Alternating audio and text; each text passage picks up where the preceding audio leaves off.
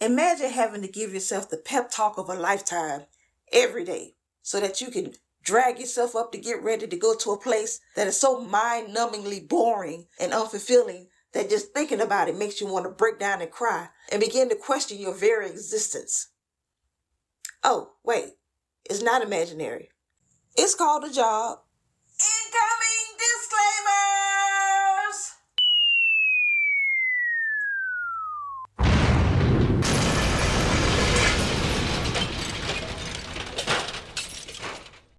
Firstly, at the time of this recording, I don't work.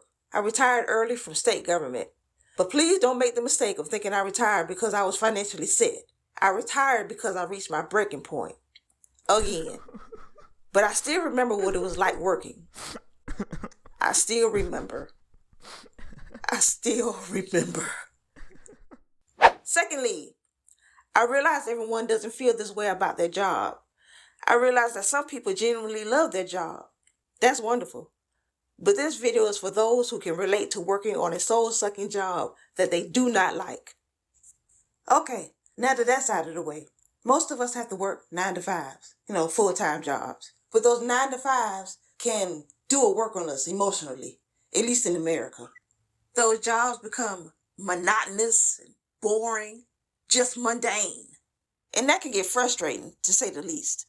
And working on these jobs we don't even enjoy doing, we just going because we have to go, can cause stress and give us a feeling of unfulfillment.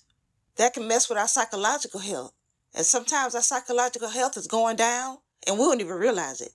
The stress and lack of fulfillment from a job can affect us heavily, sometimes without us even realizing it until it's too late.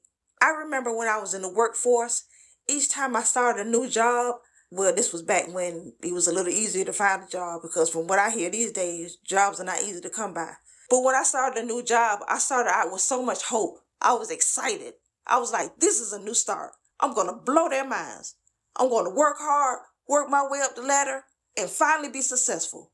Well, 1 year would go by, and then another year, and another, until I would look up and wonder, what the You mean to tell me after years of coming into work every day, barely calling out, working overtime or extra shifts when asked without complaining, that nothing has changed for me? My job had become monotonous and life-draining. By the way, this feeling of burnout where life feels like it's on repeat, it's something I've talked about before in my video Survival Mode, the fight to escape burnout. If you haven't seen it yet, be sure to check it out for a little bit of a deeper dive into how burnout takes hold and ways to fight back.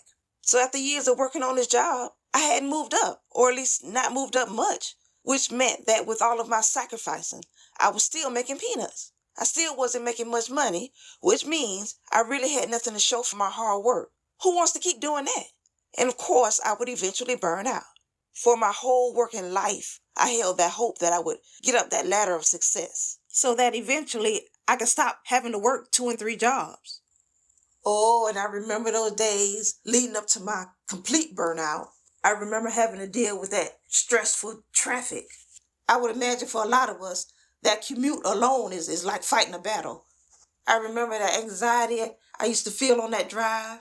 I tried some of everything to try to relieve it. I remember I would play my music in the car, and at that time I was still a churchgoer, so I would play my gospel music.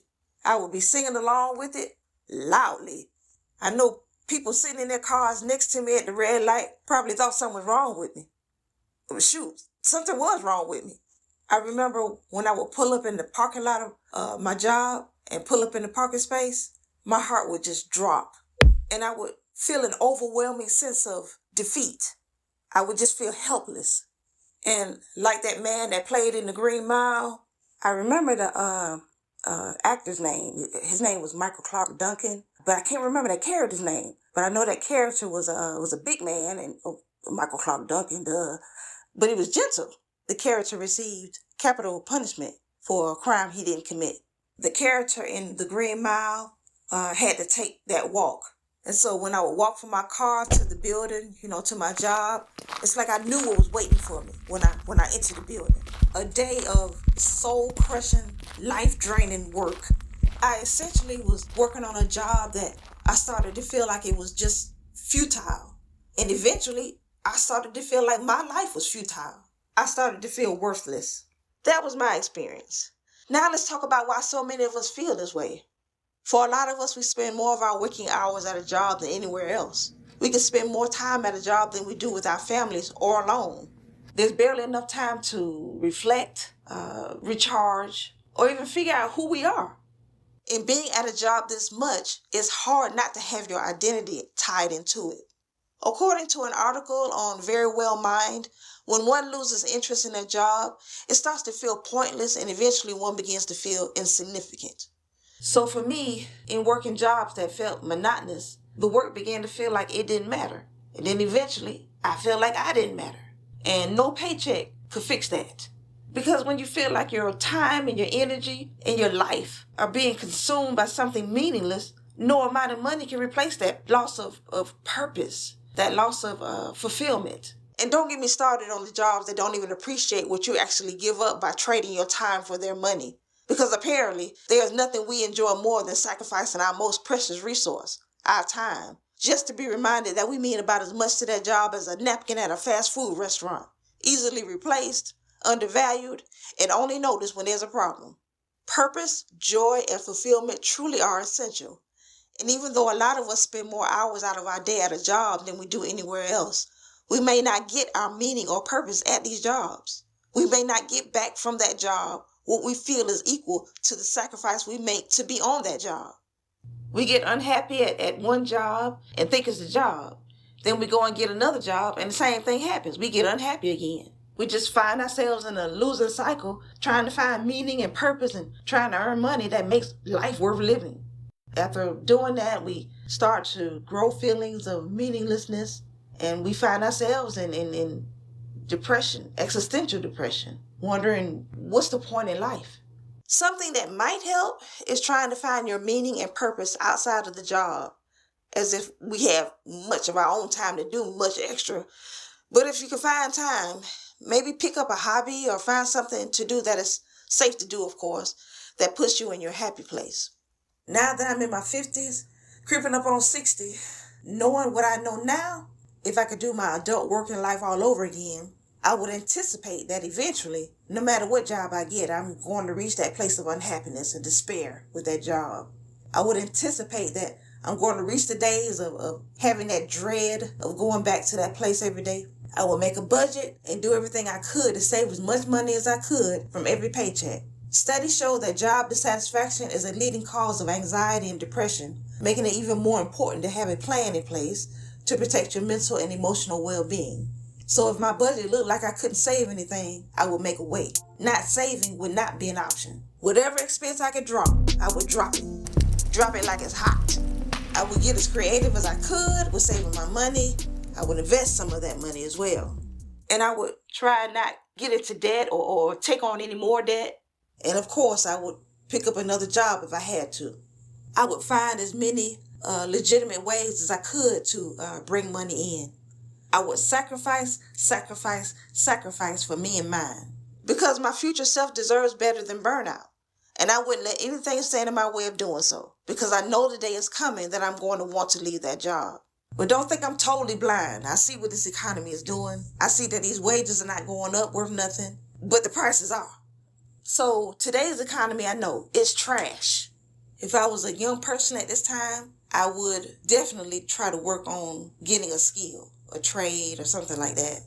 I would be trying to find me some side hustles. I don't know, maybe there's other ways we could save money. Carpooling, roommates. I know people crazy with that word, but look, we in tough times now. I know when I was a little girl, me and my mother would have to go to food banks, and get that block cheese and that powdered milk. Excuse me, powdered milk. For those who may be too young to know what I'm talking about.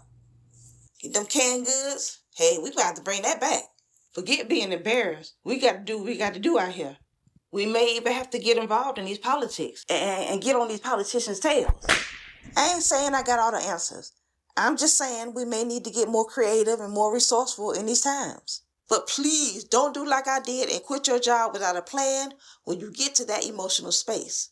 Don't wait until you get to your breaking point when you feel like you can't take it anymore, because that would just take you out of one struggle and put you in another, a financial struggle. And that won't help you with your emotional and mental healing. Ask me how I know. For this video, I read a few articles that may be helpful, and I'll put the links in the description box.